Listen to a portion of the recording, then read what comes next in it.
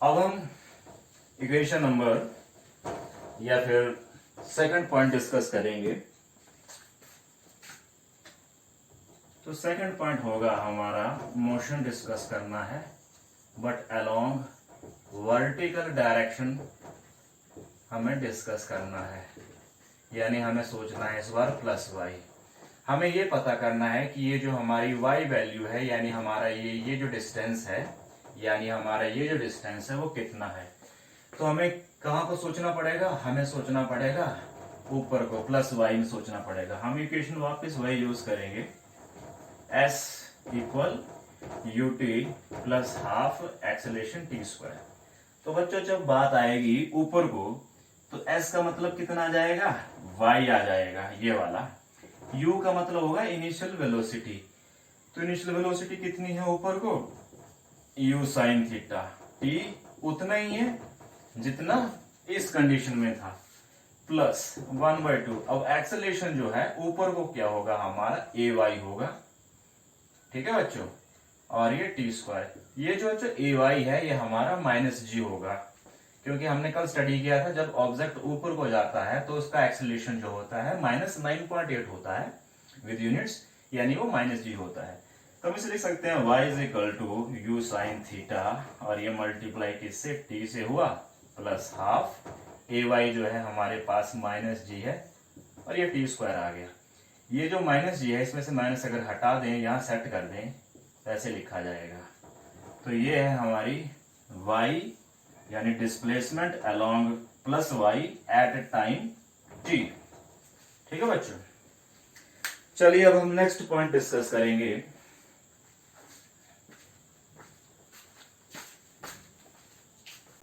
Time of flight. और time of flight हम किसका निकालेंगे, प्रोजेक्टाइल का निकालेंगे। ठीक है, इसे हम सिंबल टी से डिनोट करेंगे। अब बात ये आती है कि टाइम ऑफ फ्लाइट क्या है। तो बच्चों टाइम ऑफ फ्लाइट होता है, ध्यान सुनना, जब हम यहां से छोड़ेंगे और जब वो यहां पे हिट करेगा, तो जितना टाइम लगेगा उसे छोड़ने से लेकर हिट करने तक, वो टाइम होगा टाइम ऑफ फ्लाइट। या जितने टाइम वो हवा में रहेगा वो टाइम होगा टाइम ऑफ फ्लाइट। तो हम लिख सकते हैं कि टाइम ऑफ फ्लाइट जो है, टी जो है, वो एक्चुअल होता है time for which projectile remains in air. ठीक है, चलिए अब हम पता करते हैं कि कितनी देर ये हवा में रहेगा। यानी ओ से जब चलेगा और जब ये के पे पहुंचेगा, जब हिट करेगा, तो वो कितनी देर हवा में रहेगा। तो थोड़ा सा ध्यान से देखना, ये जो पैराबोलिक पाथ है इसका बिल्कुल मिड यहाँ पे आता है, बिल्कुल मिड यहाँ पे आता है। ठीक है बच्चों, तो हमें ये क्लियर हो गया है कल ही कि जितना टाइम ऊपर तक जाने में लगता है उतना ही टाइम ऑब्जेक्ट को ऊपर से सेम लेवल पे आने में लगता है। तो अगर ये सारा टाइम हमारा कैपिटल टी है, तो पॉइंट ऑफ प्रोजेक्शन से लेकर मैक्सिमम जो पीक होगी उस जगह तक जो टाइम लगेगा वो t/2 लगेगा। तो ओ से लेकर इस पॉइंट तक लगेगा t/2, और इस पॉइंट से यहां तक लगेगा वापस t/2। तो इन दोनों टाइम्स का जो सम होगा वही होगा कैपिटल टी। तो चलिए हम मान लेते हैं कि हमारा ये जो है ना, ये जो m है वो मैक्सिमम हाइट है, सॉरी ये पीक है। चलिए तो मान लेते हैं लेट पार्टिकल क्या है, इज ऑन पीक पे पहुंच गया। किस कौन से पीक पे पहुंच गया, m पे पहुंच गया। तो let t/2 is time from O to peak m। चलो बच्चों अब हम इक्वेशन लगाएंगे। देखो हम कैसे कैपिटल टी निकालेंगे, ध्यान सुनना। हमने एक इक्वेशन स्टडी की है, वो होती है v final velocity equal u initial velocity plus acceleration, और ये टाइम। तो हम बात कर रहे हैं किसके लिए, फॉर पीक के लिए बात कर रहे हैं बच्चों। ठीक है, यानी हम बात कर रहे हैं m के लिए। तो देखिए होगा क्या, m पे फाइनल वेलोसिटी कितनी होगी, हम सोचेंगे बच्चों ऊपर को सोचेंगे, ठीक है।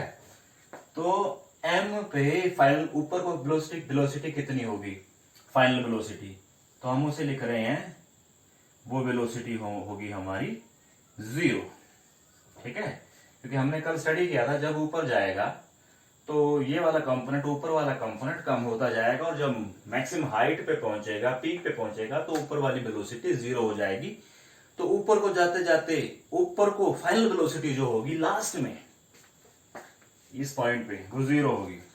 अब u जो होगी हमारी इनिशियल वेलोसिटी अलोंग y लेंगे, एक्सेलरेशन भी हम अलोंग y लेंगे, और ये जो टाइम है वो हम लेंगे t/2। तो बच्चों फाइनल वेलोसिटी चलो यहां लिख लेते हैं एक बार, vy है। तो फाइनल वेलोसिटी जो है m पे जो 0 है, uy कितना है, इनिशियल वेलोसिटी वो u sin थीटा है, प्लस एक्सेलरेशन अलोंग y, ऊपर को जाना है तो वो -g है, और ये आ गया हमारा t/2, ठीक है। तो इसे हम लिख सकते हैं -u sin थीटा, क्योंकि इसे हम लेफ्ट में शिफ्ट कर देंगे, और ये हो गया -gt/2। तो माइनस से माइनस सिंबल कट जाएगा और हमें t निकालना है। इस केस में क्रॉस मल्टीप्लाई हो जाएगा, t निकालना है, तो ये बनेगा 2u sin theta, 2u capital G।